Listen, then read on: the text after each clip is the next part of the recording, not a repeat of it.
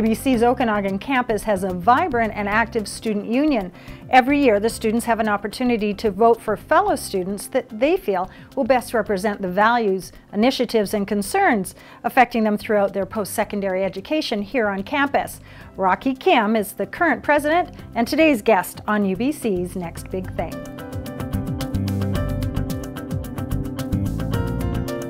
Rocky, you have been the president of the student union here at UBC Okanagan's campus now for just under a year, 7 months? Yeah, about 6 months. So what's that been like for you so far? Well, it's been fun.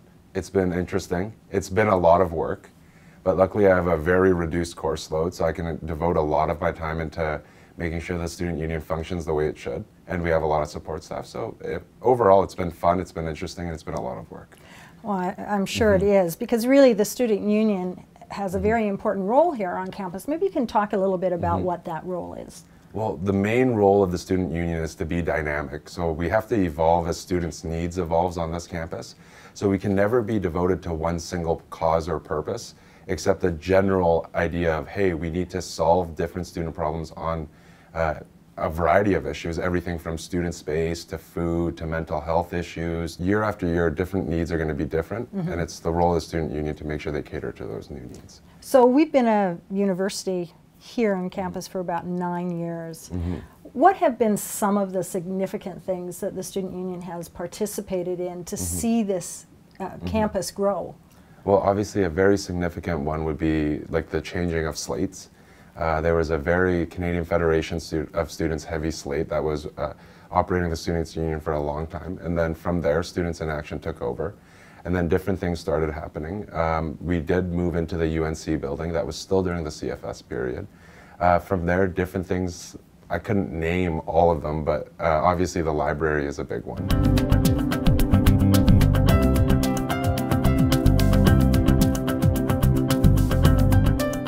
You mentioned the library. Something very significant happened recently. We've got a library that's obviously too small, and to help see some changes in that direction, what did the student union recently put together? Well, the students just passed a referendum with 85% approval to commit $70 per student per year towards the building of a new library. Why do you think that's so important? Well, it's showing the need of student study space on this campus, and it's a pioneering move where students are saying, hey, we're going to put our money where our mouth is, and we're going to commit this much money to the library, and hopefully the government and different donors follow suit and commit their money as well. This is a project that, you know, where we are now as far as the university build, we've built as much as we can and that we have funding for at the moment. And for us to see a new library, it's something that we have to come up with the funds somehow. And so the referendum that was hosted was to see if the students would buy into it. Now you're telling me they are. Why do you think the students found this so important themselves? Well, just personally, from being here for 4 years, it's definitely a necessity. There's no student will tell you that we don't need any more study space. It's a necessity, I know that for a fact. And how passionate students are about it is to the point where they're willing to give more money to build a new building because they realize how important this issue is. It's interesting, though, too, that the students that voted right now, most of them will never see that new library. So that's a pretty big thing to say, look, we're willing to pay now to see the improvement and leave a legacy behind. Yeah, and the main thing is that they realize the importance of this and that they have to think further into the future than just this year. They got to realize that if students 3 years ago had done this for them, that they would be sitting in a new library and this would not be an issue. So now they're taking that burden upon themselves to say, hey, I'm going to be a leader and I'm going to make sure that students of the future benefit from this. What role then does the student union have in seeing this library get built beyond this? So it acts as a donation to the university for the library. So that can come in many different ways, shapes, and forms. So obviously a lot of the consultation that we've had with students has been done previous to the actual referendum. Right. So then that's just what students want to see in the space, essentially, because at the end of the day, it's students that are going to be using this space. So everything from how many chairs are in, or how many student study spaces there are, there's study carrels, computers, things like media centers, conference rooms, and all that type of stuff. So students will have a lot of input into what goes in. into the space. Are libraries in your, well, in your impression, phasing out? I mean, some people might say, who reads books anymore? So why would people even go to a library? When we say library, it's for all general purposes, it's not really a library.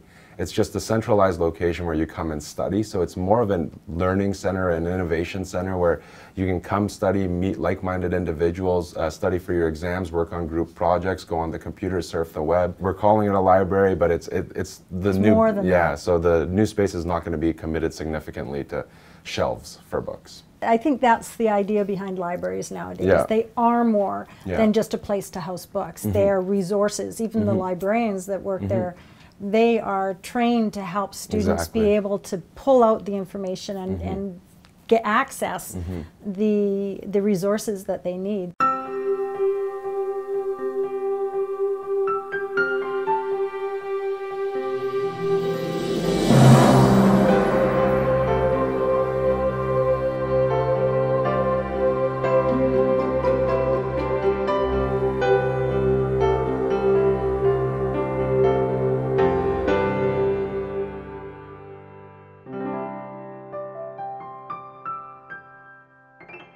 What other things do you see the Student Union getting involved with and trying to look forward to in the future on this campus? So the main two things that I ran on last year were food and study space.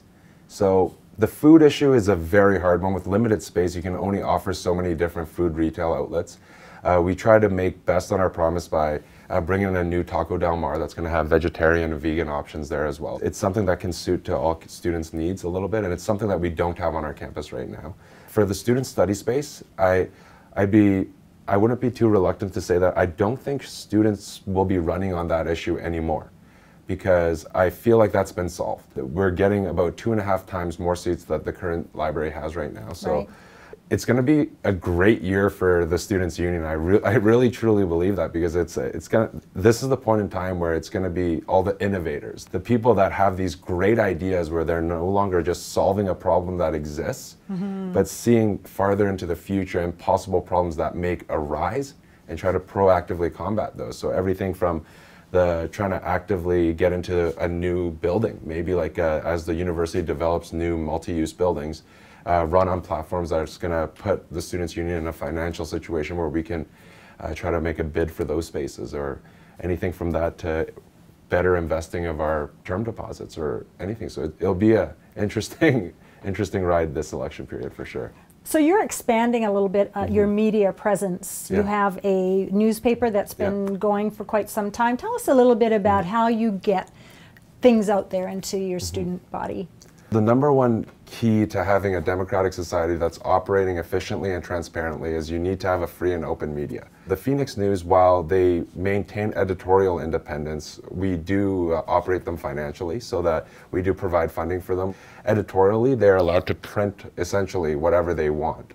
From there, we've wanted to expand our media presence, and we've introduced the Heatwave Radio. And I think we've provided $10,000 worth of funding to try to get it off its feet, and we hope to continue that in the years to come to make sure that they're slowly building on it. That's an avenue where students can put together their own programming, and it's podcasted. Oh, absolutely. In terms of the radio, it's an exciting opportunity to be a radio host for a student or anything of that sort, right? So I think it gives a lot of different students different opportunities that they would have never had before. Right. And if you look at our regulations, it specifically mentions a radio, so which for some reason has never happened in the past, but I hope to make sure that it gets off its feet this year.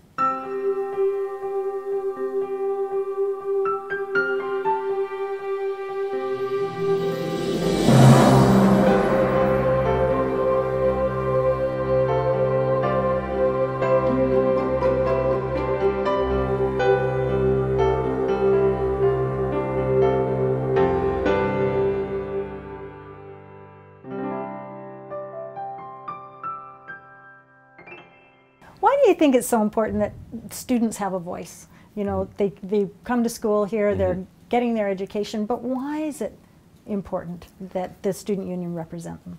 Well, the most important thing is that we can't forget that the students run the students' union. It's not the staff, it's not the student union representatives, it's not myself, it's not any of the executives, it's the students. And we gotta keep that in mind every time we talk to students when they bring up issues that we might not think is important, but to each individual it is important. And like I said, the students' union has to learn how to evolve and where to go from there. So students are the largest stakeholders on this campus. There's 8,198 unique individuals on this campus with all different wants, needs, and purposes, and we need to try our best to cater towards as many of those as possible. And yeah, we're hoping people think we're doing a good job of it, I guess. How does the student union operate? Because that maybe some people out there that are thinking of coming to the university and maybe have been involved in their own political arenas where they're going to school now. How does it work, and how do they get involved? What we'll be doing this year is going to be a little bit unique, as the election period will be the same. Nothing will change with elections, but I'm going to be running an engagement campaign a month before elections start. And it'll be a crash course for any student that's never been in the Students' Union before or had involvement, where they can be like, or they can come and hang out with me for a couple days, and I'll show them everything to do with the Students' Union.